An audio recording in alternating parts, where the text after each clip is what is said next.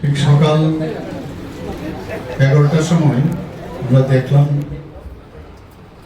ফেসবুকে যে আমাদের ত্রিপুরা প্রদেশ বিজেপির মাননীয় সভাপতির যে নাম, আমাদের সবার আদরণীয় অভিষেক দেব রায়ের নাম ঘোষণা হয়েছে।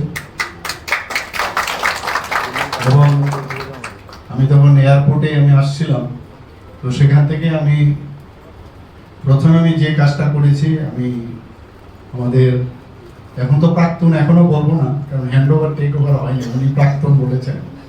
তো আমি মনে করি যে কালকে হয়তো হ্যান্ড ওভার টেকার হবে। তো ওনাকে আমি ফোন করলাম যে আমি আসছি, আর উনি বলছিলেন যে উনি তো আমাদের অভিষেক বাবু এখানে নেই।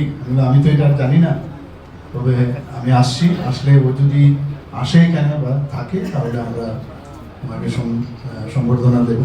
তো সেইভাবে আজকে এসছে, এখানে দুজন জেনারেল সেক্রেটারি এখানে আছেন, অন্যান্য মিনিস্টাররা এখানে এসছেন, সবাই এসছেন। আমাদের এটা পরম্পরা যে একজন আসবে। আমিও প্রেসিডেন্ট ছিলাম, আমার আগেও কেউ প্রেসিডেন্ট ছিল, এইভাবে চলছে।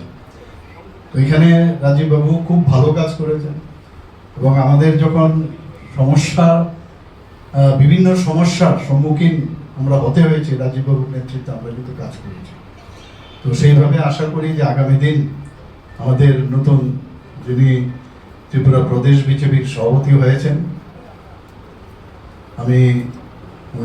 উনিও সেইভাবে কাজ করবেন এবং ভারতীয় জনতা পার্টি ত্রিপুরা প্রদেশকে সামনের দিকে এগিয়ে নিয়ে যাবে, এই আশা আমি করছি। সবাইকে অসংখ্য ধন্যবাদ। সভাপতি আদরণীয় নীতিন নবীনজি, আমাদের ভারতীয় জনতা পার্টির ত্রিপুরা প্রদেশ কমিটির সভাপতি হিসাবে আমাদের যিনি মাতাবাড়ি কেন্দ্রের সম্মানিত বিধায়ক, যুব নেতা, যিনি বুথ থেকে উনি দায়িত্ব পালন করে, জেলা সভাপতির দায়িত্ব পালন করে আজকে ভারতীয় জনতা পার্টির ত্রিপুরা প্রদেশ কমিটির সভাপতি হিসাবে নিযুক্তি পেয়েছেন। আমি ভারতীয় জনতা পার্টির প্রাক্তন সভাপতি হিসাবে ওনাকে অনেক অনেক শুভেচ্ছা, অনেক অনেক অভিনন্দন জানাচ্ছি।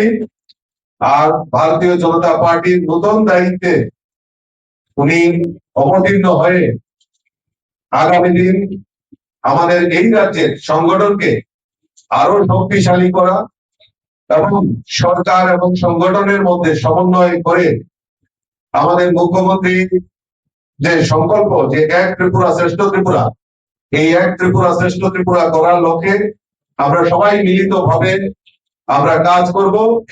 আমি উনাকে আমাদের ভারতীয় জনতা পার্টির নতুন প্রদেশ সভাপতিকে অনেক অনেক শুভেচ্ছা, অনেক অনেক অভিনন্দন জানাচ্ছি।